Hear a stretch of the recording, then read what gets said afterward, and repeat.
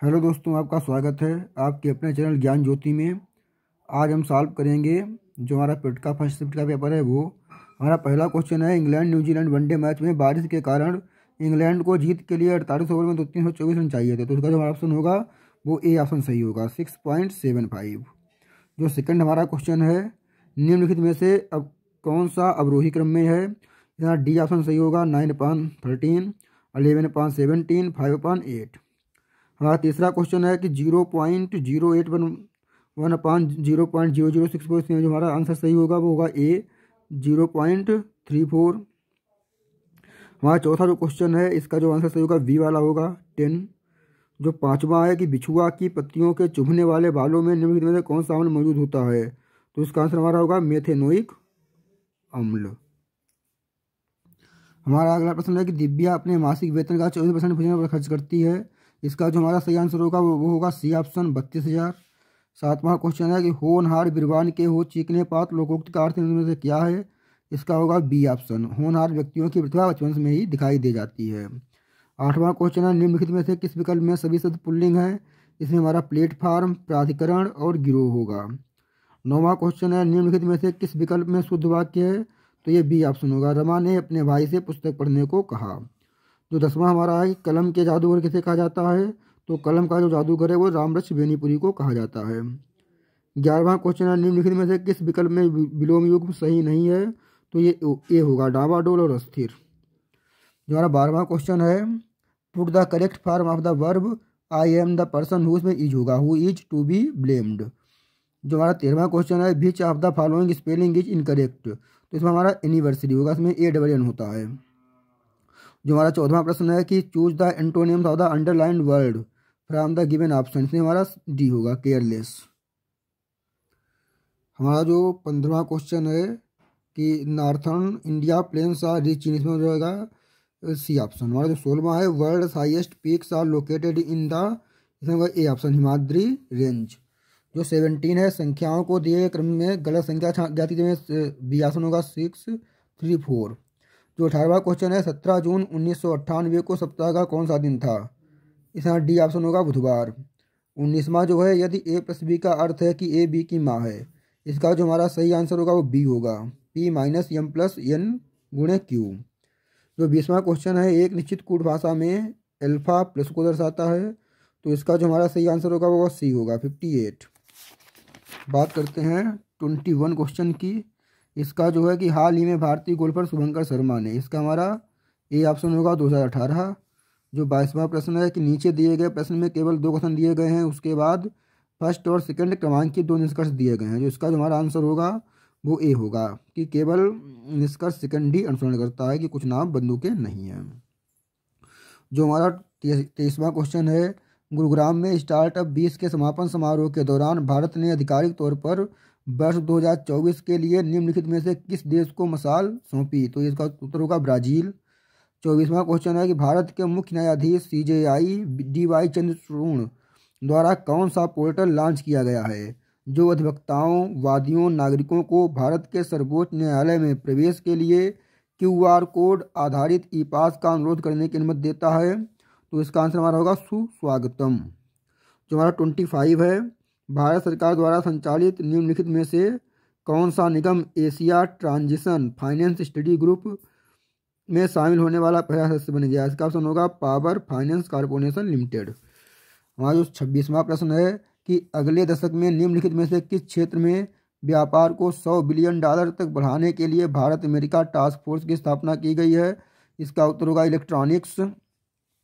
27वां है, विश्व का पहला 7 मिनट का कैंसर उपचार टीका किस देश में शुरू किया जाएगा। इसका उत्तर होगा इंग्लैंड। 28वां है, हाल ही में केंद्रीय सड़क परिवहन और राजमार्ग मंत्री श्री नितिन गडकरी ने भारत में 3.5 टन तक के वाहनों के लिए वाहन सुरक्षा मानकों को बढ़ाकर सड़क सुरक्षा बढ़ाने के उद्देश्य से भारत NCAP लॉन्च किया है। NCAP का पूर्ण रूप बताइए। ये होगा हमारा न्यू कार असेसमेंट प्रोग्राम। हमारा 29वां क्वेश्चन है कि पूर्वोत्तर सीमांत रेलवे ने वर्ष के सूक्ष्म परियोजना के लिए PMI दक्षिण एशिया पुरस्कार जीता। यह परियोजना निम्नलिखित में से किस जानवर के जीवन को बचाने के लिए इंस्ट्रक्शन डिटेक्शन सिस्टम है, हाथी के लिए है। हाल ही में भारतीय वायुसेना की पश्चिमी वायु कमान द्वारा शुरू किए गए वार्षिक प्रशिक्षण अभ्यास का नाम बताइए। त्रिशूल है। मेनम वन्य जीव अभ्यारण्य भारत के निम्नलिखित में से किस राज्य में है? तो यह सिक्किम में है। मध्य प्रदेश में लागू मुख्यमंत्री लाडली बहना योजना में महिलाओं के लिए आयु सीमा क्या है?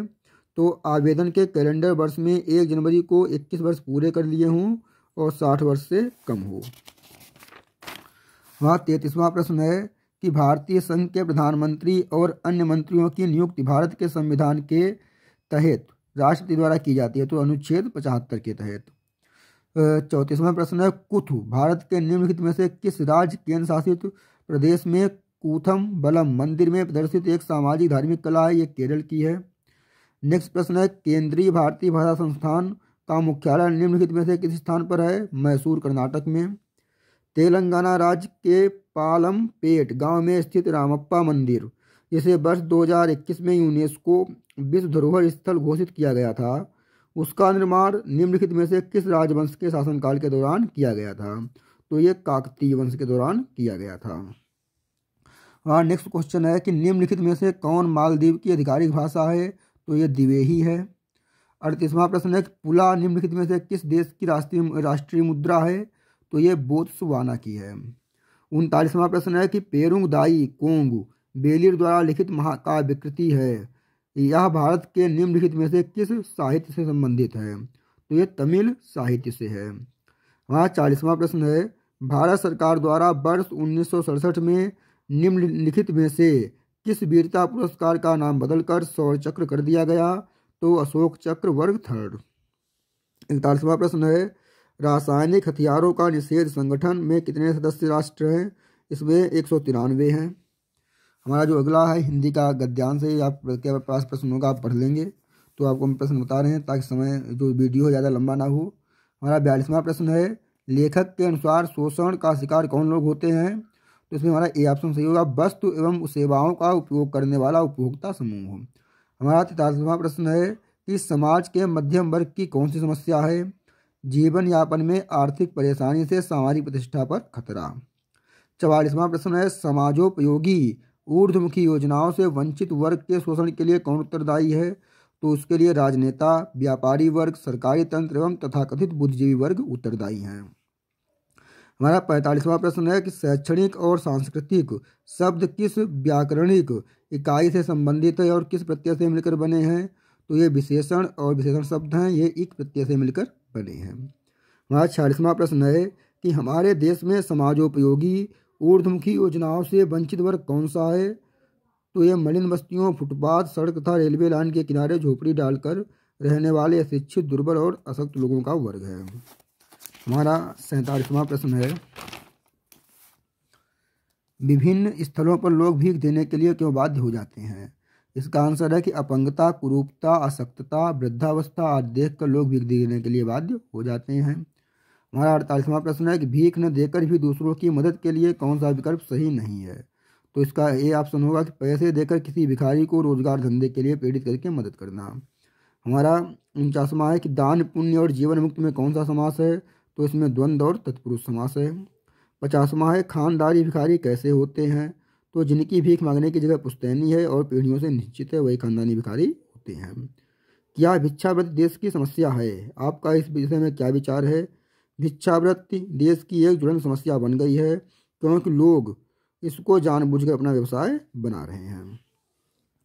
नेक्स्ट प्रश्न है 52 नंबर, गया स्टोर और पटना स्टोर पर मिलाकर 3 वर्षों में जूतों की बिक्री की कुल संख्या 3 वर्षों में धनबाद स्टोर और रांची स्टोर पर मिलाकर कुल बिक्री का लगभग कितना प्रतिशत है? तो ये 80.51% है। 53 नंबर है कि 2021 में कोलकाता स्टोर, पटना स्टोर और धनबाद स्टोर पर जूते की औसत बिक्री का कितना प्रतिशत 2022 में रांची स्टोर, आसनसोल स्टोर और गया स्टोर पर जूते की औसत बिक्री है? तो ये 77.5% है। हमारा नंबर 54 प्रश्न है कि वर्ष 2020 के लिए सभी स्टोर के जूतों की औसत बिक्री का वर्ष 2021 के लिए सभी स्टोर के जूतों की औसत बिक्री से अनुपात क्या है? तो यह 24 और 43 का अनुपात है। 55 प्रश्न है कि 3 वर्षों के लिए पटना स्टोर की कुल बिक्री का 3 वर्षों के लिए आसनसोल स्टोर की कुल बिक्री से अनुपात क्या है? तो ये 190:325 है।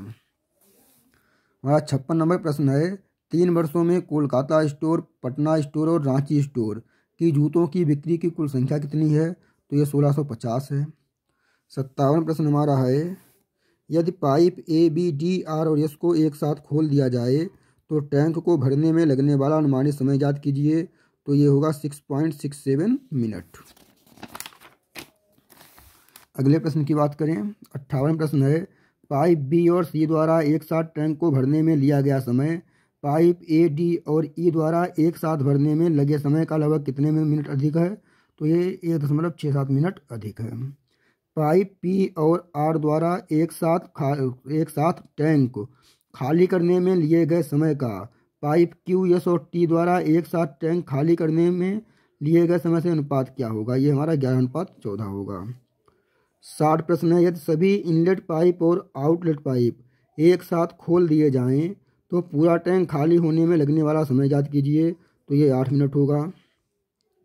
61 प्रश्न है, टैंक को भरने में अकेले पाइप सी द्वारा लिए गए समय और अकेले पाइप डी द्वारा लिए गए समय के योग का टैंक को खाली करने में अकेले पाइप आर द्वारा लिए गए समय और अकेले पाइप टी द्वारा लिए गए समय के योग से अनुपात ज्ञात कीजिए। तो ये हमारा 7:9 होगा।